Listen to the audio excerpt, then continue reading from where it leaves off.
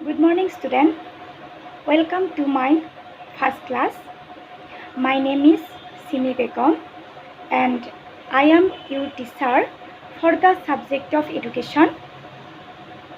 Today I am going to discuss about the topic stages of human development.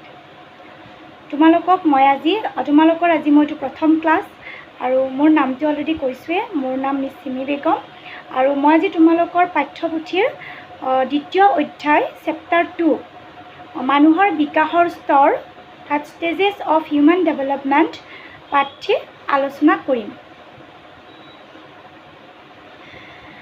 মাতৃগৰ্ভৰ পৰা জন্ম লাভ কৰিয়ে এটি নৱজাত শিশুই বাহ্যিক পৃথিৱীৰ লগত সমাযোজন কৰিবলৈ চেষ্টা কৰে বা কৰিবলগীয়া হয়। যেতিয়া শিশু এটাই মাতৃগৰ্ভৰ পৰা ভূমিষ্ঠ হ'ব অৰ্থাৎ মাতৃগৰ্ভৰ পৰা জন্ম লাভ কৰিব তেতিয়া সেই শিশুটোৱে আমাৰ যিখন বাহ্যিক পৃথিৱী আছে সচৰাচৰ আমি যিখন পৃথিৱীত দেখি আছোঁ আমাৰ চকুৰ আগত আছে সেই পৃথিৱীখনৰ লগত নিজকে সমাযোজন অৰ্থাৎ নিজকে খাপ খুৱাবলগীয়া হয়। A newborn baby has to adjust with the external world. Newborn means নৱজাত শিশু হৈছে যে যিটো শিশুৰ বয়স জন্মৰ পৰা 28 দিনলৈকে অৰ্থাৎ 4 সপ্তাহলৈকে এই সময়খিনিক নৱজাত শিশু বুলি ধৰা হয়। Newborn baby means the baby has been born very recently. Okay, duration this time from birth up to 28 days or 4 weeks. This time is called newborn baby. Our newborn baby has to adjust with external world. External world means outside world, which external world means outside world where we experience the physical reality. Okay, এইখিনিতে মই উল্লেখ কৰিম যে আমাৰ সচৰাচৰ আমাৰ দুখন পৃথিৱী আছে। There are two types of world. One is external world and number 2 internal world. এখন হৈছে বাহ্যিক পৃথিৱী আৰু এখন হৈছে আন্তঃ পৃথিৱী। External world হৈছে this world where we experience our physical reality. It is called external world. Then internal world inside our inside of man where we experience with our mind. It is called internal world. Suppose মই উদাহৰণ এটাৰে দাঙি ধৰিছোঁ আমি কওঁ ন কিছুমান মানুহক আমি কি কওঁ যে মানুহজন দেখাতহে এনেকুৱা কিন্তু ভিতৰি মানুহজন সম্পূৰ্ণ বেলেগ। আমি এনেকৈ কথা প্ৰসংগত কেতিয়াবা কওঁ এই যে কৈছে দেখাত এনেকুৱা মানে কি বাহিৰৰ যিখন বাহ্যিকভাৱে মানুহজন এনেকুৱা দেখাত এনেকুৱা বাট ইণ্টাৰনেলি কিন্তু ভিতৰি he is totally different from outside. Okay, তেওঁ দেখাত যেনেকুৱা ভিতৰি মানুহজন সম্পূৰ্ণৰূপে ওলোটা। আমি এইটোৱে বুজাই এক্সটাৰ্নেল ৱৰ্ল্ড বাহ্যিক পৃথিৱী আৰু ইণ্টাৰনেল ৱৰ্ল্ড আন্তঃ পৃথিৱী।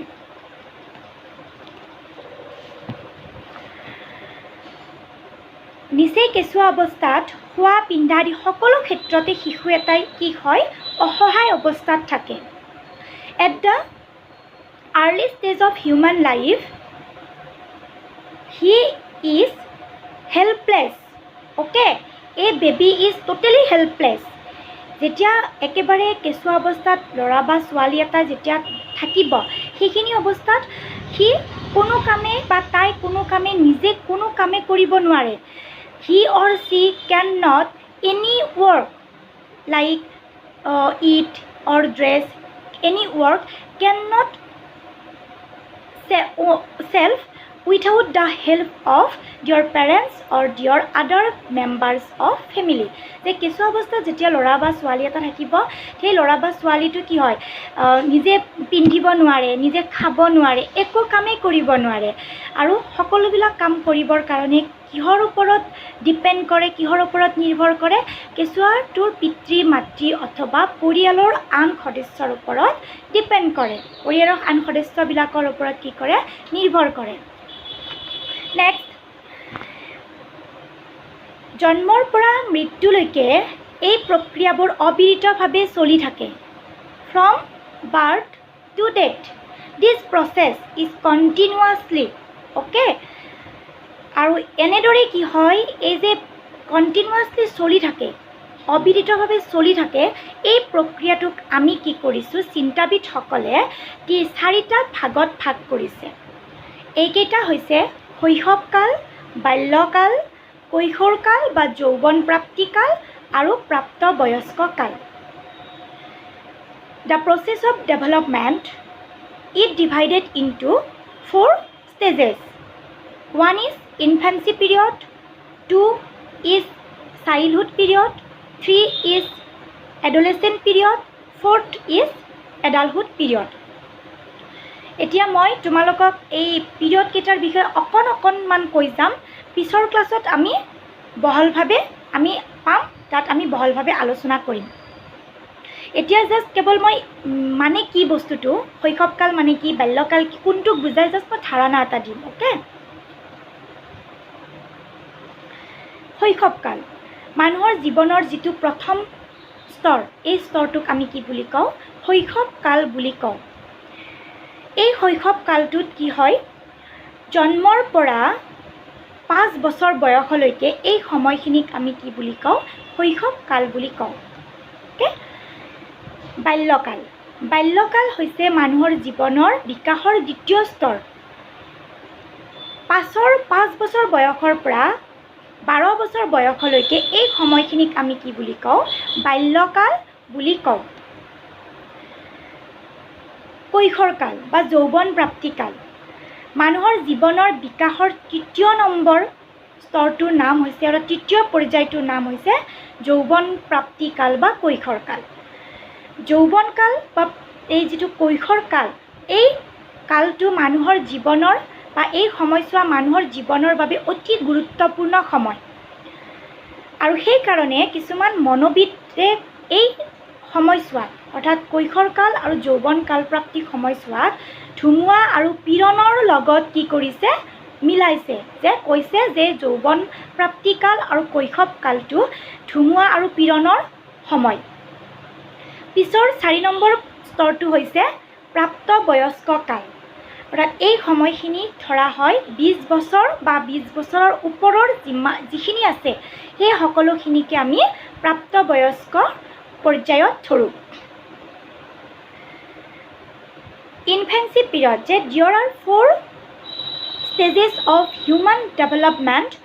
1 is infancy period. Infancy period, it is the first period of human life from birth about to 5 years. This time is called infancy period. Next stage is called childhood period. It is the second stage of human life for the process of development. From 5 to 12 years, during this period is called childhood period.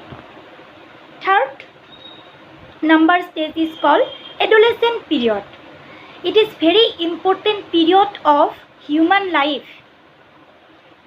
It plays a important role in our life or human life. From 12 to 18 years, during this period is called adolescent period. Some psychologists said that adolescent period as a stress and storm period. It is very important period for our life. Fourth stage is called adulthood. Adulthood, the period of this stage, time from 20 years and above 20. Okay, this duration, this period is called adulthood period. তোমালোকে এইখিনিলৈকে চাগে বুজি পাইছা? If you have any doubt, any question related to the topic, please share with me. Okay, তোমালোকৰ যদি কিবা doubt থাকে, কিবা নজনা যদি সকোজা থাকে, বুজি পোৱা নাই, বুজি পোৱাৰ ভাও ধৰি নাথাকিবা। যেটো বুজি পোৱা নাই তোমালোকে মোৰ লগত শ্বেয়াৰ কৰিবা, মোক ক'বা, আৰু মই সেইখিনি তোমালোকক বুজাবলৈ মই চেষ্টা কৰিম। ঠিক আছে? আমি এতিয়া নেক্সট পইণ্টটো ডিছকাছ কৰোঁ। বৃদ্ধি আৰু বিকাশ। বৃদ্ধি আৰু বিকাশ দুটা এনেকুৱা প্ৰক্ৰিয়া বা এনেকুৱা শব্দ যি দুটাই এটাই আনটোৰ লগত ৰিলেটেড নহয়, এটাই আনটোৰ লগত সম্পূৰ্ণ যুক্ত নহয়, এটাই আনটোৰ পৰা সম্পূৰ্ণ পৃথক। বৃদ্ধি আৰু বিকাশ। অ'কে, বৃদ্ধি হৈছে এনেকুৱা এটা প্ৰক্ৰিয়া যিটো প্ৰক্ৰিয়াই আমাৰ জীৱনৰ যিখিনি শাৰীৰিক পৰিৱৰ্তন আছে সেই শাৰীৰিক পৰিৱৰ্তনটোকে বুজায়। অৰ্থাৎ বৃদ্ধি হৈছে এনেকুৱা এটা প্ৰক্ৰিয়া যিয়ে আমাৰ যিটো শাৰীৰিক পৰিৱৰ্তন হয়, আমাৰ জীৱনত যিখিনি দৈহিক পৰিৱৰ্তন হয়, যেনে ধৰা আকাৰ, দেহৰ আকাৰ, আকৃতি, গঠন, উচ্চতা, চাপৰ, ওখ চাপৰ, এই ওজন, এই সকলো যিমানখিনি আমাৰ দৈহিক পৰিৱৰ্তন আৰু শাৰীৰিক পৰিৱৰ্তন হয়, এইখিনিটোকে আমি কি বুলি কওঁ? বৃদ্ধি বুলি কওঁ। আৰু বৃদ্ধি এটা অবিৰত প্ৰক্ৰিয়া নহয়, ই মানুহৰ জন্মৰ পৰা একেবাৰে মৃত্যুলৈকে চলি থকা প্ৰক্ৰিয়া নহয়। যেতিয়া মানুহৰ জীৱনত এটা নিৰ্দিষ্ট স্তৰ এটা পাব, নিৰ্দিষ্ট স্তৰত উপনীত হ'ব, সেই তেতিয়াই কি হয়? বৃদ্ধি হোৱাটো মানে ষ্টপ হৈ যায়, বন্ধ হৈ যায়। ঠিক আছে? যেতিয়া সম্পূৰ্ণতা লাভ কৰিব, সম্পূৰ্ণতা অৰ্থাৎ পৰিপক্কতা লাভ কৰিব, তেতিয়াই কি হৈ যায়? মানুহৰ যিটো ফিজিকেল ইনক্ৰিজ, যিটো শাৰীৰিক পৰিৱৰ্তন, এইটো বন্ধ হৈ যায়।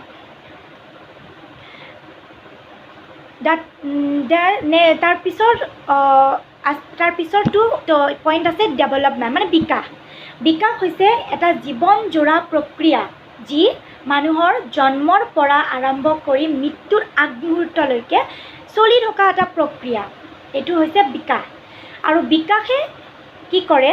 শাৰীৰিক পৰিৱৰ্তনৰ লগতে মানুহৰ জীৱনৰ সামাজিক, অৰ্থনৈতিক, আৱেগিক, মানসিক, নৈতিক সকলোবিলাক দিশকে কি কৰে? মানে নিজৰ বিকাশত সামৰি লয়। অৰ্থাৎ সকলোবিলাক দিশতে কি কৰে? ইমপ্ৰুভ কৰে, পৰিৱৰ্তন কৰে। এইটো হয় বিকাশ। মানে বিকাশ হৈছে এনেকুৱা এটা প্ৰক্ৰিয়া যিয়ে মানুহৰ সামাজিক পৰিৱৰ্তনৰ লগতে দৈহিক পৰিৱৰ্তনৰ লগতে সামাজিক পৰিৱৰ্তন, মানসিক পৰিৱৰ্তন, আৱেগিক পৰিৱৰ্তন, নৈতিক পৰিৱৰ্তন, সকলোবিলাক দিশকে কি কৰে? পৰিৱৰ্তন কৰে। সকলোবিলাক দিশতে কি কৰে? ইমপ্ৰুভ কৰে। সকলোবিলাক দিশ আগবঢ়াই নিয়াত কি কৰে? সহায় কৰে। আৰু এইটোকে আমি কি বুলি ক'ম? বিকাশ বুলি ক'ম। আৰু লগতে বিকাশে কি কৰে? এজন মানুহৰ যিমানবিলাক কাম কৰাৰ সক্ষমতা আছে, তাৰপিছত কাৰ্যদক্ষতা আছে, প্ৰতিভা আছে, ব্যৱহাৰ আছে, সকলোবিলাককে কি কৰে? বিকাশত অন্তৰ্ভুক্ত কৰি লয়। কিন্তু গ্ৰথটোৱে কেৱল কি কৰে? মানুহৰ জীৱনৰ কেৱল শাৰীৰিক পৰিৱৰ্তনখিনিকহে কি কৰে? বুজায়। কিন্তু বিকাশে শাৰীৰিক পৰিৱৰ্তনৰ লগতে গোটেই সকলোবিলাক বিকাশকে, সকলোবিলাক পৰিৱৰ্তনকে কি বুজায়? বুজি পাইছা? For English medium,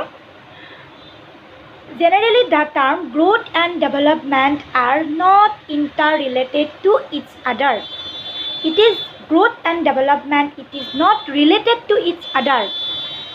Growth is different from development. Okay?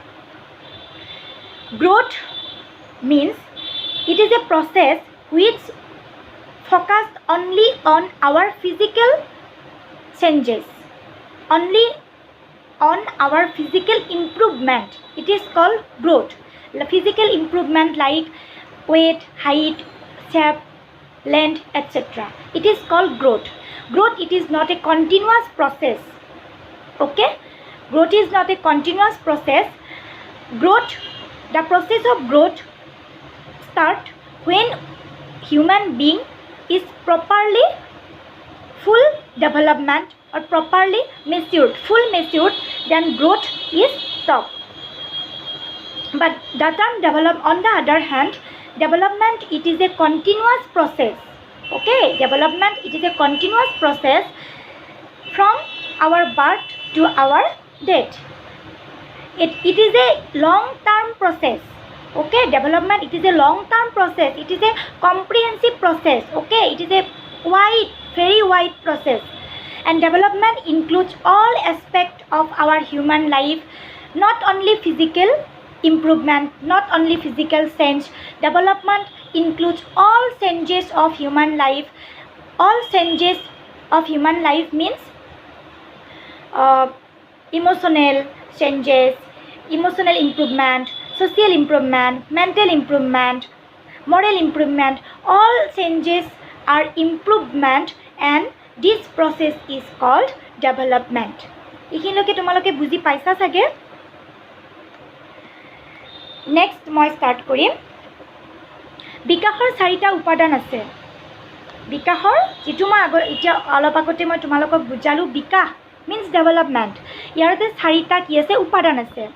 এটা হৈছে, প্ৰথমটো হৈছে বৃদ্ধি, দ্বিতীয়টো হৈছে সম্পূৰ্ণতা বা পৰিপক্কতা, তৃতীয়টো হৈছে অভিজ্ঞতা, আৰু চতুৰ্থটো হৈছে সামাজিক স্থানান্তৰিতকৰণ বা সমাজে প্ৰদান কৰা কাৰ্য।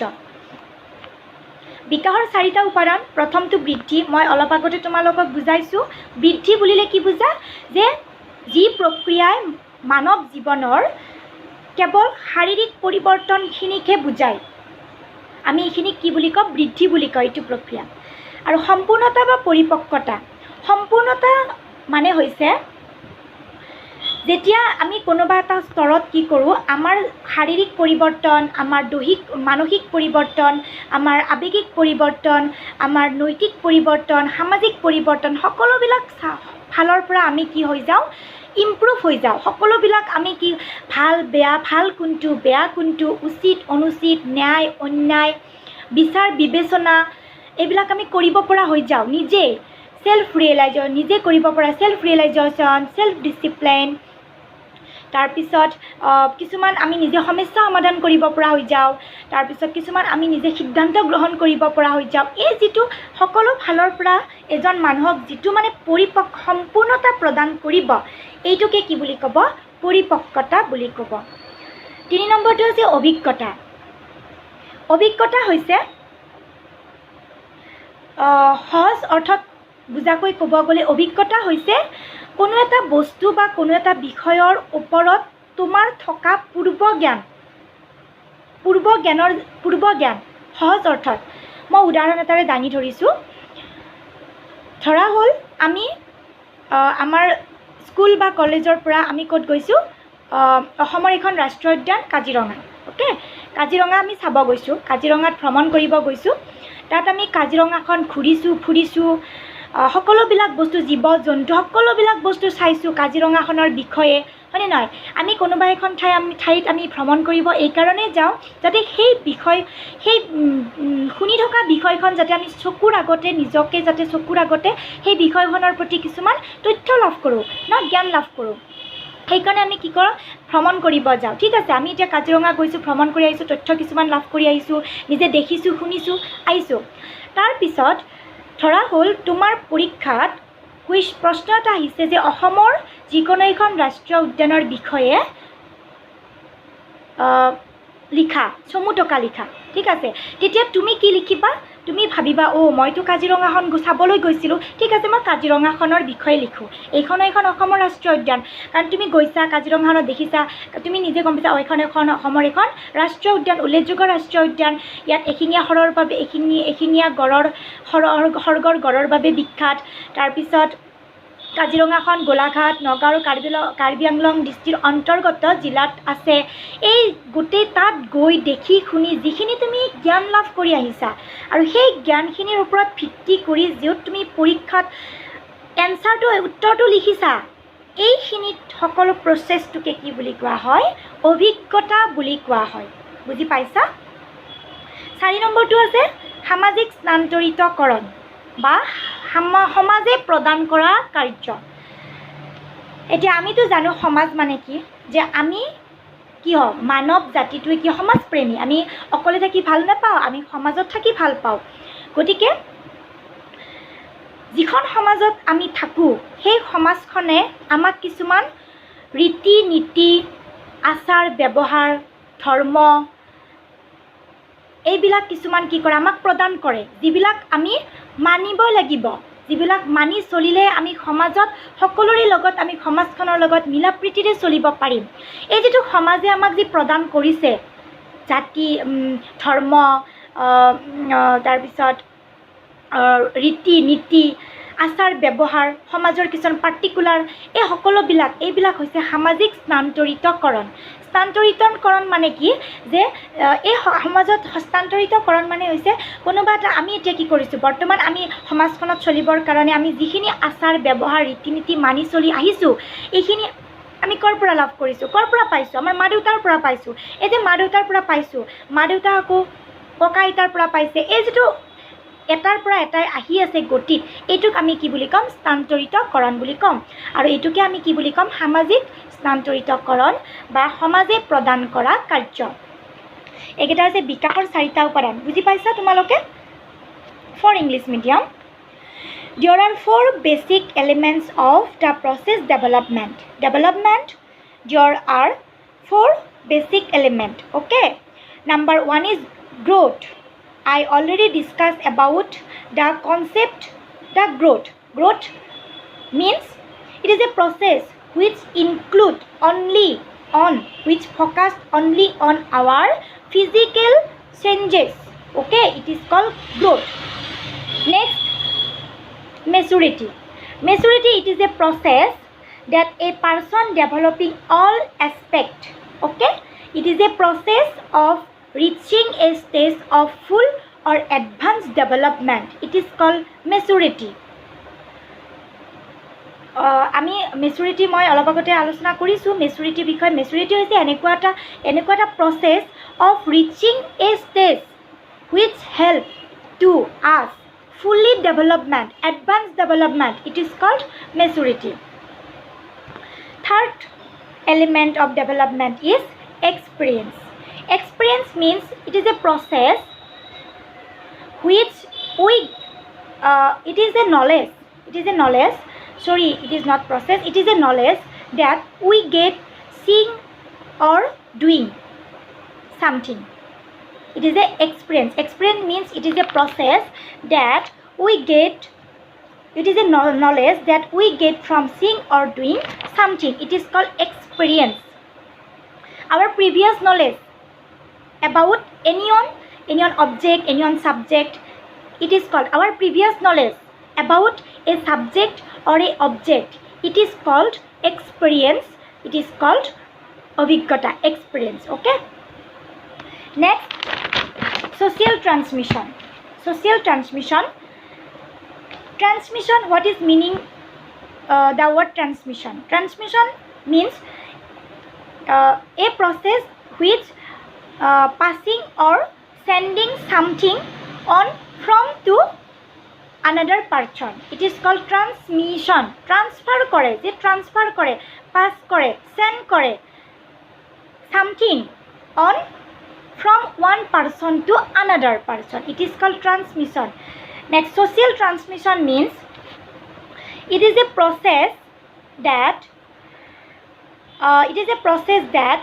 passing or sending information, language, custom, norms, values, behavior, thought from one group to another generation বা next group. Okay, it is called social transmission. Next point, বিকাশৰ সাধাৰণ বৈশিষ্ট্য যে আমি যে অলপ আগতে আলোচনা কৰিলোঁ বিকাশ এই বিকাশ প্ৰক্ৰিয়াটোৰ কিছুমান কি আছে সাধাৰণ বৈশিষ্ট্য আছে প্ৰথম বৈশিষ্ট্যটো হৈছে বিকাশ হৈছে প্ৰধানকৈ বংশগতি আৰু পৰিৱেশৰ ওপৰত নিৰ্ভৰ কৰে। এইটো বহুত গুৰুত্বপূৰ্ণ কথা, আমি জানিবলগীয়া বহুত গুৰুত্বপূৰ্ণ কথা যে বিকাশ আমাৰ যিটো বিকাশ প্ৰক্ৰিয়া, এই বিকাশ প্ৰক্ৰিয়াটোৱে কি কৰে প্ৰধানকৈ আমাৰ বংশগতি আৰু পৰিৱেশৰ ওপৰত নিৰ্ভৰ কৰে। এতিয়া আমি জানিব লাগিব বংশগতি আৰু পৰিৱেশ কি। আমি চাগে জানোই বংশগতি মানে কি। আমি কি কওঁ যে কেতিয়াবা কথাই কওঁ ন যে মাক বাপেকৰ যি গুণ ল'ৰা ছোৱালীৰ গুণ তাতো সেইবিলাক গুণ আহে, এইবিলাক কওঁ ন। এই যিটো আমি কথাই কওঁ ন যে মাক বাপেকৰ এই গুণবিলাক ল'ৰা ছোৱালীৰ গাতো আহে, এইটো হৈছে বংশগতি, যিটো আমি জন্মসূত্ৰে আমাৰ পিতৃ মাতৃৰ পৰা লাভ কৰোঁ। যে পিতৃ মাতৃৰ যিমানবিলাক শাৰীৰিক আৰু মানসিক গুণ আছে, শাৰীৰিক আৰু মানসিক যিমানবিলাক কোৱালিটি আছে, এই সকলোবিলাক আমাৰ দেহত আহিছে কিহৰ জৰিয়তে? বাই বাৰ্থ, জন্মৰ জৰিয়তে আহিছে। এইটোক আমি কি বুলি ক'ম? বংশগতি বুলি ক'ম। আৰু পৰিৱেশ মানেতো আমি সকলোৱে জানো আমাৰ চৌপাশে থকা যিখন মানে পৃথিৱী আছে, মাটি পানী বায়ু গছ গছনি জীৱ জন্তু সকলোবিলাককে আমি কি বুলি কওঁ? পৰিৱেশ বুলি কওঁ। গতিকে বিকাশ প্ৰক্ৰিয়াটো হৈছে বংশগতি আৰু পৰিৱেশৰ ওপৰত নিৰ্ভৰ কৰে। যে the process of development is mostly depend on our heredity and our environment. Okay, it is very important point, very important question, very important characteristics of development. It is that development is mostly depend on our heredity and our environment. Heredity means the process by which physical or mental qualities pass from our parents to children. আমাৰ যিমানবিলাক physical আৰু mental quality আছে ন, আমাৰ যিমানবিলাক physical আৰু mental গুণ আছে, এই ফিজিকেল আৰু মেণ্টেল গুণবিলাক আমি ক'ৰ পৰা পাইছোঁ? পাছ ফ্ৰম আৱাৰ পেৰেণ্টছ। অ'কে, এইটোকে আমি কি বুলি ক'ম? হেৰিডিটি বুলি ক'ম। Next environment and natural world which includes air, land, bird, animals, water, people, etc. It is called environment. তো বিকাশ প্ৰক্ৰিয়াটো কি হয় প্ৰধানকৈ development, it is a mostly depend on our heredity and our environment. বিকাশ প্ৰক্ৰিয়াটো বংশগতি আৰু পৰিৱেশৰ ওপৰত নিৰ্ভৰ কৰে। এইটো most important point. Next, বিকাশৰ গতি সকলো সময়তে সমান নহয়। যে যিটো বিকাশৰ আমাৰ গতি, বিকাশৰ যিটো আমাৰ ধাৰা, এই বিকাশৰ গতিটো আমাৰ সকলো জীৱনৰ সকলো সময়তে একে নহয়। কেতিয়াবা কি হয়, কোনোবা এটা স্তৰত এই বিকাশৰ গতিটো কোনোবা এটা স্তৰত অকণমান বেছি হৈ যায়, কেতিয়াবা আকৌ কমি যায়। ঠিক আছে, the rate and speed of development can not be regular and uniform pattern. Okay, আৰু this process of rate and speed of development, it is like as a cyclic order. Okay, কেতিয়াবা কি হয়, কোনোবা এটা স্তৰত এইটো যিটো স্পীড, যিটো ৰেট, যিটো গতি, এই গতিটো কেতিয়াবা কোনোবা এটা স্তৰত কমি যায়, কেতিয়াবা আকৌ কোনোবা স্তৰত কি হৈ যায়, বৃদ্ধি হৈ যায়। ছাপ'জ আমাৰ যিটো মই লগতে যেতিয়া উল্লেখ কৰিছোঁ অলপ আগতে এডোলেচেণ্ট পিৰিয়ড, মানে যিটো মই কৈছোঁ যে কৈশোৰ কাল বা যৌৱন প্ৰাপ্তিকাল, এইখিনি সময়ত কি হয়, মানুহৰ যিটো বিকাশৰ গতি, শাৰীৰিক ফালৰ পৰাই হওক, মানসিক ফালৰ পৰাই হওক, সামাজিক ফালৰ পৰাই হওক, সকলোবিলাক যিটো বিকাশৰ গতি, এই গতিটো কি হয়, কৈশোৰ কালত বহুত স্পীড হয়, গতিটো বহুত বেছি খৰতকীয়া হয়। কিন্তু যিটো মই অলপ আগতে উল্লেখ কৰিছোঁ প্ৰাপ্তবয়স্ক কাল, কিন্তু প্ৰাপ্তবয়স্ক কালত এই বিকাশৰ গতিটো কি হয়, অকণমান লাহে কমি যায়। ঠিক আছে, the rate and speed of development can not be uniform or regular. Okay, there is the process of development maintain a cyclic order. Okay, in such a development. Okay, next আছে যে বিকাশ হৈছে এটা দীৰ্ঘমেদী প্ৰক্ৰিয়া। ই হৈছে অবিৰতভাৱে চলি থকা প্ৰক্ৰিয়া। যিটো বিকাশ প্ৰক্ৰিয়া, এই বিকাশ প্ৰক্ৰিয়াটো হৈছে এটা দীৰ্ঘমেদী প্ৰক্ৰিয়া, মানে জন্মৰ পৰা মৃত্যুলৈকে চলি থাকে, অবিৰতভাৱে চলি থাকে বিকাশ। The process of development It is a continuous process. It is a long-term process, and it is a comprehensive process. Comprehensive means ব্যাপক, very wide, very fast. It is means comprehensive means fast, wide, না ব্যাপক। যে বিকাশ প্ৰক্ৰিয়াটো এটা অবিৰতভাৱে চলি থকা প্ৰক্ৰিয়া, continuous process. Comprehensive process means ব্যাপক, wide, fast, and long-term process, মানে দীৰ্ঘমেদী প্ৰক্ৰিয়া। Next, বিকাশৰ ক্ষেত্ৰত লিংগ প্ৰভেদৰ কথাও বিবেচিত হয়। যে আমি যে উল্লেখ কৰিছোঁ বিকাশ, এই বিকাশৰ যিটো প্ৰক্ৰিয়া, এই বিকাশ প্ৰক্ৰিয়াটো আমাৰ যিটো লিংগ ভেদো বেলেগ বেলেগ হয়। ল'ৰা ছোৱালীৰ ক্ষেত্ৰত বিকাশটো বেলেগ বেলেগ হয়। যেনে কিছুমান মনোবিদে কৈছে যে সাধাৰণতে কি হয়, আমিও শুনিবলৈ পাওঁ, সৰ্বসাধাৰণে শুনিবলৈ পাওঁ, বা মনোবিজ্ঞানেও কৈছে যে ল'ৰাৰ যিটো বিকাশ, এই ল'ৰাৰ বিকাশৰ গতিটো ছোৱালীৰ বিকাশতকৈ সদায় 2 বছৰ কমি থাকে। মানে ল'ৰাৰ যিটো বিকাশ, ছোৱালীৰ যিটো বিকাশ, এই ছোৱালীৰ বিকাশটো ল'ৰাতকৈ সদায় 2 বছৰ কি হয়, আগত থাকে বুলি কয়। গতিকে the process of development differ from sex to sex. Okay, differ from boys and girls. It has been observed that in general the rate of development in the girls accelerated the boys about 2 years. আমি অলপ আগতে কৈছোঁ যিটো বিকাশৰ যিটো গতি, এই বিকাশৰ গতিটো কি হয়, ল'ৰাতকৈ ছোৱালীৰ 2 বছৰ সদায় আগত থাকে বুলি কয়, একৰ্ডিং টু সাইক'লজিষ্ট। নেক্সট, ডেভেলপমেণ্ট বিকাশ হৈছে যিটো বিকাশৰ যিটো গতি, দৈহিক, মানসিক, আৱেগিক, সামাজিক, এই বিকাশটো কি হয়, এটা সমন্বয়, কোৰিলেটেড, এইটো সমন্বয় প্ৰক্ৰিয়াত কি হয়, সমাধা হয়। বিকাশৰ যিটো গতি আছে আমাৰ দৈহিক, মানসিক, আৱেগিক, সামাজিক, এই দিশটো কি এটা সমন্বয়ভাৱে হয়। মানে the development process which includes physical, mental, emotional, social. These aspects are correlated, interrelated to each other. One aspect is depend on another aspect. Okay? এইখিনিলৈকে তোমালোকে বুজি পাইছা?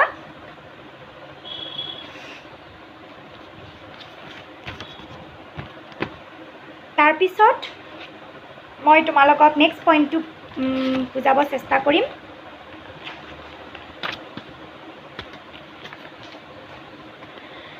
Stages of human development according to Rousseau.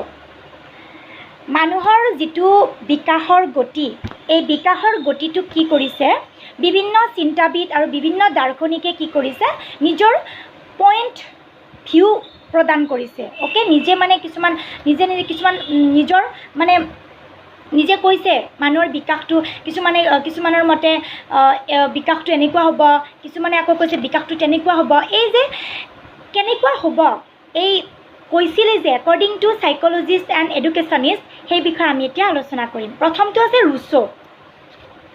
Rousseau কোন আছিলে? Rousseau আছিলে এগৰাকী দাৰ্শনিক আছিলে, এগৰাকী শিক্ষাবিদ আছিলে, আৰু তেওঁ ক'ৰ আছিলে? ছুইজাৰলেণ্ডৰ আছিলে, ছুইজাৰলেণ্ডৰ জেনেভাৰ আছিলে। আৰু ৰুছোৱে কৈছিলে, তেওঁৰ গ্ৰন্থ এখন আছিলে এমিলো গ্ৰন্থ। এইটো ইম্পৰ্টেণ্ট কুৱেশ্যন আহিব পাৰে এক্সামত। ৰুছোৰ গ্ৰন্থখনৰ নাম কি আছিলে? এমিলো গ্ৰন্থ। আৰু এই এমিলো গ্ৰন্থখনত প্ৰথমবাৰৰ বাবে তেওঁ কি কৰিছিলে, মানুহৰ যিটো বিকাশক এই 4টা ভাগত ভাগ কৰিছিলে। প্ৰথমটো আছে শৈশৱকাল। ৰুছোৱে কৈছিলে মানুহৰ জীৱনৰ প্ৰথম কালটো হৈছে শৈশৱকাল। জন্মৰ পৰা 5 বছৰ বয়সলৈকে এই সময়টোক শৈশৱকাল বুলি কোৱা হয়। তাৰপিছততো কৈছিলে বাল্যকাল, 5ৰ পৰা 12 বছৰ বয়সলৈকে বাল্যকাল বুলি কোৱা হয়। আৰু 3 নম্বৰ স্তৰটো আছিলে প্ৰাক কৈশোৰকাল, 12 বছৰৰ পৰা 15 বছৰ বয়সলৈকে প্ৰাক কৈশোৰকাল বুলি কোৱা হয়। আৰু 4 নম্বৰ স্তৰটো আছিলে শেহতীয়া কৈশোৰকাল, 15 বছৰৰ পৰা 20 বছৰ বয়সলৈকে এই সময়ছোৱাক শেহতীয়া কৈশোৰকাল বুলি কোৱা হয়। এনেকৈ ভাগ কৰিছিলে, ৰুছোৱে কৰিছিলে। For English medium, according to Rousseau, there are he divided 4 stages of human development. Rousseau, who was Rousseau? Rousseau is a philosopher and educationist, and he is a Genevian, তেওঁৰ জন্ম হৈছিলে ছুইজাৰলেণ্ডৰ জেনেভাত জন্ম হৈছিলে আৰু ছুইজাৰলেণ্ডৰ জেনেভিয়ান সাইক'লজিষ্ট এডুকেশ্যন বুলি জনা যায় জেনেভিয়ান অ'কে এতিয়া ৰুছোৱে কৈছিলে যে মানুহৰ যিটো জীৱনৰ according to Rousseau, the first stage of human development it is called infancy period, which include from birth up to 5 years. Second stage, according to Rousseau, he is called the second stage of development. It is called childhood period, which includes from 5 years up to 12 years. Third number stage, according to Rousseau, early adolescent period.